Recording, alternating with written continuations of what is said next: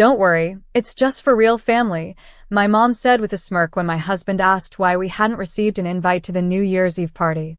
Everyone laughed on the call. My sister chimed in. We figured you'd be too busy with your sad little life. You wouldn't fit in anyway. Even my father added, let them enjoy their own company. This is a family celebration. Hi everyone, my name is Liana Moore, and that was the moment I realized I had been cut out of my own bloodline. No argument, no fallout, no scandal, just quiet exclusion. My parents were throwing a grand New Year's party at their estate. Dozens of guests. My cousins, their friends, my siblings, and their kids, everyone. Except me. And my daughter. I stared at the invitation thread again, rereading the part where my mom wrote, only the closest family. No drama this year. It wasn't just about the party. It was everything. My parents never liked that I married someone they didn't approve of. They hated that I didn't become a doctor like my brother. They resented that I never begged them for anything. I didn't cry. I didn't text back. I didn't even tell my husband what I was planning.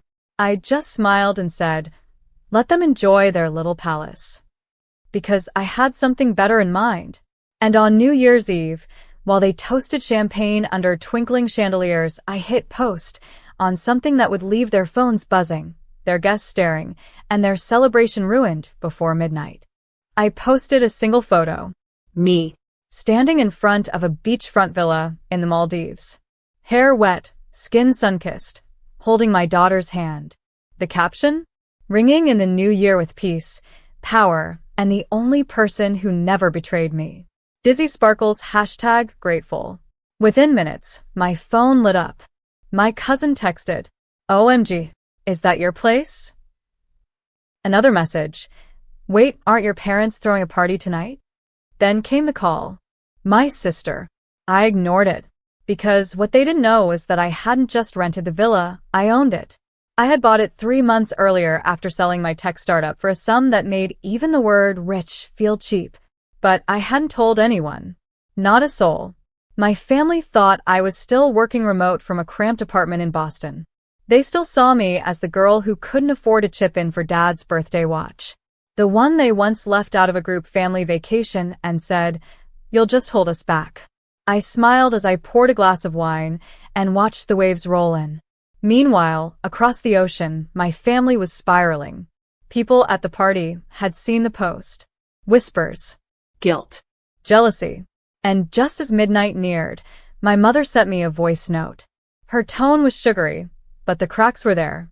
Sweetheart, your father and I were just saying how much we miss you. Why don't you drop by? Bring the little one. Let's start fresh in the new year. I pressed play on the next step of my plan, because I hadn't posted the second photo yet. The second photo was cued and ready. It wasn't just a flex. It was a message. My daughter sat by a glowing infinity pool, dressed in a hand-stitched silk dress, one I had designed myself. Beside her, a towering cake with the words, to my forever family in white gold fondant. In the background, a view of the private jet I flew in on. Caption. When blood lets you down, build a dynasty with love. Bottle with popping cork airplane, #new era begins. I hit post. And just like that, I lit a match to everything they thought they controlled. My sister texted, are you trying to humiliate us? My mom sent, where did you get that kind of money? Then finally my brother, whatever you're doing, stop. It's not funny anymore. I didn't reply. They had forgotten the version of me who spent 2 winters working double shifts to buy my dad that leather recliner, the same one he gave away to my brother-in-law 2 weeks later. Or the version of me who once brought a homemade lasagna to Christmas dinner because I couldn't afford wine and overheard my aunt whisper, she's always so pitiful. Now they were panicking. The house was no longer buzzing with celebration. It was buzzing with questions. And I had just signed a contract that made things worse for them. A Netflix producer had messaged me earlier that morning. If this story's real, we want to tell it. It was. And I wasn't even done yet. Because tomorrow, I'd be knocking on their door, with cameras, with contracts, and a very specific question. The next morning, I stood outside their house, not in silence, not in shame, but flanked by a film crew, a lawyer, and a document folder thicker than my entire childhood photo album. My brother opened the door, still in his designer sweats, eyes bloodshot. He froze when he saw the cameras. "Are you serious?" he whispered. I smiled gently. "I'm just here to talk." My mother came next, hair in rollers, holding her phone like a weapon. "You're disgusting," she hissed. "You're airing our private lives to the world?" "No," I said. "I'm telling my story. You made yourselves part of it." The lawyer beside me handed her a letter. "This is a formal cease and desist for defamation, slander, and emotional abuse. Also, a property claim. Turns out, the house you live in? It was signed over to me by Grandpa before he passed. I have the notarized documents." She laughed, high-pitched and cracked. "Your grandfather hated you." "No," I said, voice steady. "He hated what you did to me." Behind the scenes, my grandfather had been watching everything. He had quietly documented the years they ignored my birthday, gave my college fund to my sister for her third wedding, and mocked me for choosing art school.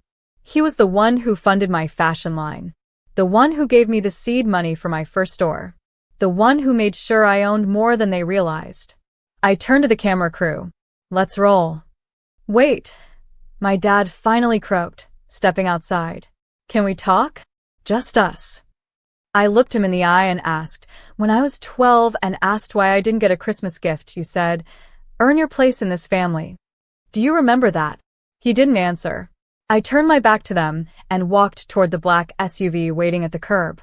Because tomorrow, the story of their betrayal would premiere to millions. And in just 4 days it would all come crumbling down. By noon, the video had over 2 million views. I hadn't expected that. I thought maybe a few 100,000, not trending on every platform. But there it was. I was the discarded daughter. Here's what they did to me. The comment section was a wall of support, people writing their own stories of being the black sheep, of narcissistic parents, golden child dynamics. It was like a dam had burst. But the real impact came from the calls. My sister's ex-husbands, all 3 of them, started sending in testimonies of how my parents covered up scandals, used hush money, even faked legal documents. One of them provided receipts for a 6-figure bribe my father paid to keep my brother-in-law from facing charges for embezzlement. The family had painted me as unstable, bitter, dramatic. Now they were the ones sweating. Then came the phone call I'll never forget. "Miss Devlin," the voice said. "We're calling from the state attorney's office." Scarlett Devlin. That's my name. The one they never bothered to learn to spell, write on birthday cards. "We'd like to speak with you about the documents and video you released. Several of your family members are under current investigation for tax fraud and misuse of nonprofit funds. We'd also like to thank you for your courage." I hung up the phone and sat in silence. Not from shock. From peace. For the first time in my life, I didn't feel like someone's afterthought. I didn't feel like the mistake they forgot to hide. I felt powerful. And just as I stood to close my laptop, another message pinged in. "Your parents are on the local news." I opened the video. My hands didn't shake. My breath didn't hitch. On screen, my parents stood outside a courthouse, flanked by microphones and reporters yelling over each other. My father, always the picture of control, looked small. He tried to speak, but a reporter shouted, "Mr. Devlin, is it true your daughter exposed the foundation scam you and your wife were running for years?" His jaw twitched. My mother stepped in with a forced smile. "This is all a misunderstanding. Our daughter, she has emotional issues. She's always been unstable." The crowd murmured. The reporter cut in. "Actually, Ms. Devlin provided a notarized paper trail and 2 whistleblower testimonies." That smile? Gone. My mother blinked rapidly. My father pulled her away as another voice rang out. "Scarlett saved dozens of people from financial ruin. She's a hero." And just like that, the court doors opened behind them. They were summoned in. I leaned back, heart steady, and turned to my daughter, who had been watching beside me. "Mom," she whispered, "you're famous." I smiled. "I'm something better. I'm free." The next few days were quiet, but the fallout wasn't. My brother's firm dropped him. My mother lost every board seat. Their assets were frozen. My sister tried to make a statement on Instagram, but the comments were brutal. Then I got another unexpected call. Scarlett, it's Judge Hayes.